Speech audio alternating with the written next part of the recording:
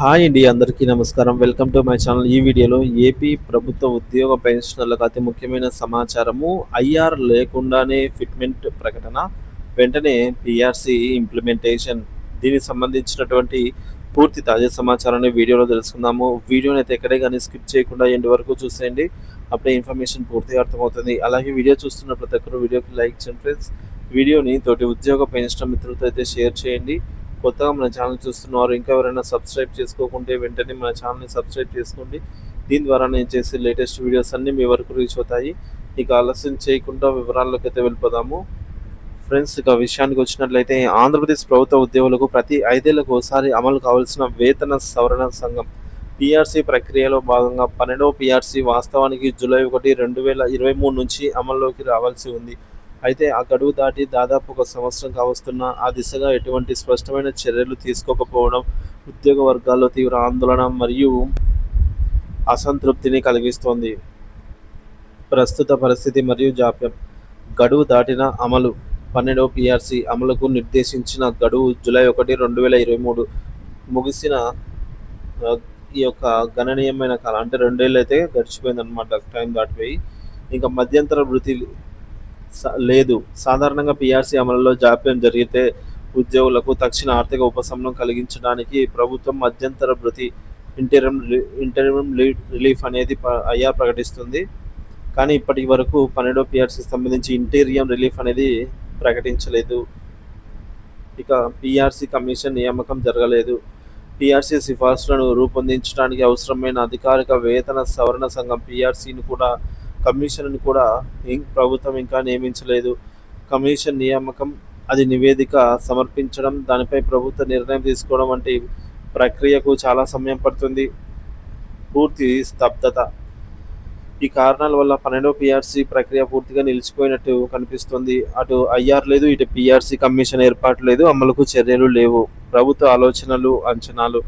ఈ జాప్యం నేపథ్యంలో ప్రభుత్వం 2 మార్గాలలో ఒకదానిని ఎంచుకోవచ్చని ఊహాగానాలు వినిపిస్తున్నాయి.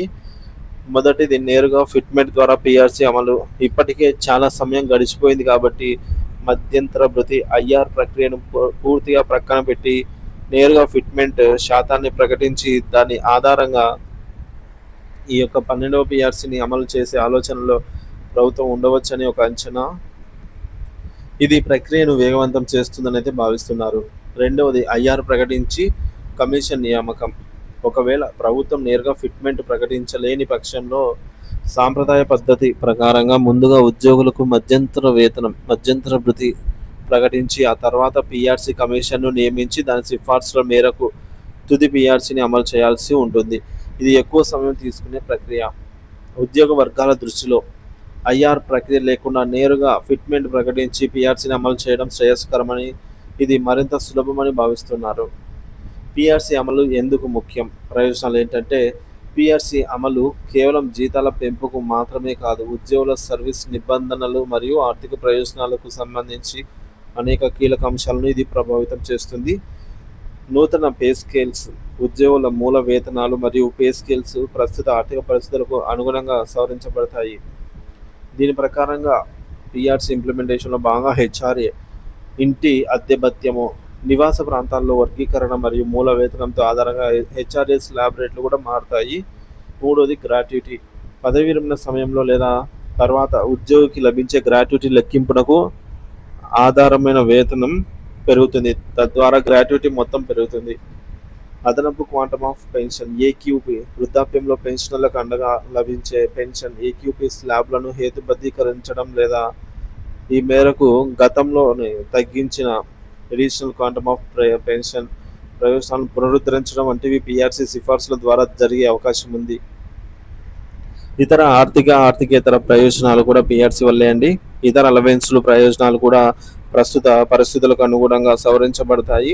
12వ పిఆర్సీ అమల్లో జరుగుతున్న జాప్యం ఉద్యోగుల ఆర్థిక పరిస్థితిపై, వారి నైతిక స్థైర్యంపై ప్రతికూల ప్రభావం చూపుతోంది. పెరుగుతున్న ధరలకు అనుగుణంగా వేతనాలు, ఇతర ప్రయోజనాలను సకాలంలో సవరించడం అత్యవసరం. ప్రభుత్వం తక్షణమే స్పందించి ఐఆర్ లేదా నేరుగా ఫిట్మెంట్ ద్వారా పిఆర్సీ ప్రక్రియను ప్రారంభించాలని, వీలైతే కమిషన్ నియమించి ప్రక్రియ వేగవంతం చేయాలని ఉద్యోగ సంఘాలు మరియు ఉద్యోగులు బలంగా కోరుకుంటున్నారు. సకాలంలో పీఆర్సీ అమలు ప్రభుత్వానికి చట్టబద్ధమైన బాధ్యత మాత్రమే కాదు, ఉద్యోగుల సంక్షేమానికి అత్యంత కీలకం. గౌరవనీయులైన ఆంధ్రప్రదేశ్ ముఖ్యమంత్రి శ్రీ నారా చంద్రబాబు నాయుడు గారు ఆ, ఈ మేరకు ఈ నిర్ణయాలను అయితే తీసుకొని ఉన్నారండి ఉద్యోగుల సంక్షేమం కోసం. అవేంటి అనేది చూద్దాము. ముఖ్యంగా డిఏ డిఆర్ అరియర్స్ పేమెంట్ మొత్తం ఉద్యోగులకు సంబంధించి ఉద్యోగ పెన్షన్లకు 2018 నుంచి 23 వరకు గల పెండింగ్లో ఉన్న డిఏ డిఆర్ బకాయిల టేబుల్ అనేది వీటన్నిటిని ఒకేసారి కాకుండా విడతల వారీగా ఈ బకాయిలను విడుదల చేయనున్నారు. ఇందుకోసం ప్రతి నెల 4 నుంచి 5,000 కోట్ల రూపాయలను కేటాయించే అవకాశం అయితే ఉంది. So total DADR arrear amount అండి 19,000 బేసిక్ పే వారికి 1,46,000, అలాగే 26,000 బేసిక్ పే వారికి 2 లక్షలు. ఆ విధంగా చూసుకోవచ్చు టేబుల్లో. సో మొత్తం ఓవరాల్గా పెండింగ్లో ఉన్న డిఏ బకాయిలు అండి ఇవి. వీటిని ఒకేసారి కాకుండా విడతల వారీగా అయితే చెల్లించే అవకాశం అయితే ఉందన్నమాట. సో కూటమి ప్రభుత్వం అధికారంలో ఉన్న ఈ 5 సంవత్సరాల పాలనలో ఈ బకాయిలన్నింటినీ పూర్తిగా క్లియర్ చేయాలనే లక్ష్యంగా అయితే పెట్టుకున్నారు. ఇకపోతే ఈ మేరకు చూసుకున్నట్లయితే 12వ పిఆర్సీ అప్డేట్ అండి. ఉద్యోగులకు సంబంధించి ఈ మేరకు చంద్రబాబు నాయుడు గారు ఉద్యోగ సంఘాలతో భేటీ కానున్నారు. 12వ పిఆర్సీకి సంబంధించి ప్రభుత్వం త్వరలో శుభవార్త అయితే తెలపనుందన్నమాట. 12వ పిఆర్సీ ఇంప్లిమెంట్ అయితే దీనివల్ల న్యూ బేసిక్ పే అనేది జనరేట్ అవుతుంది. అలాగే HRA, periodical increments, additional quantum of pension, ఇవన్నీ కూడా డిఏ రేట్లు కూడా అవన్నీ పిఆర్సీ ద్వారానే ఇంప్లిమెంట్ అవుతాయి.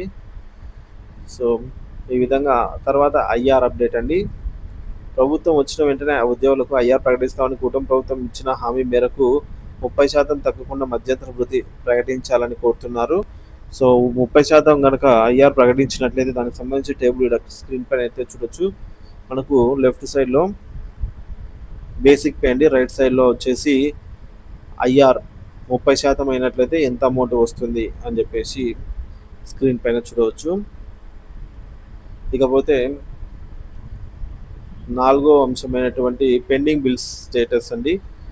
సో పెండింగ్ బిల్స్ అన్నీ కూడా ప్రభుత్వ ఉద్యోగ పెన్షనర్లకు త్వరితగతిన చెల్లించాలి అని అయితే కోరుతున్నారు. ముఖ్యంగా పెన్షనర్ల అదనపు క్వాంటమ్ ఆఫ్ పెన్షన్ను ప్రస్తుతం తీసుకుంటున్నటువంటి ఈ యొక్క అదనపు పెన్షన్ను సో ఈ మటుకు పెంచి ఈ విధంగా అయితే ఇంప్లిమెంట్ చేయాలని అయితే డిమాండ్ ఉంది. దీన్ని కూడా పరిశీలనలోకి అయితే తీసుకొని ఉన్నారు.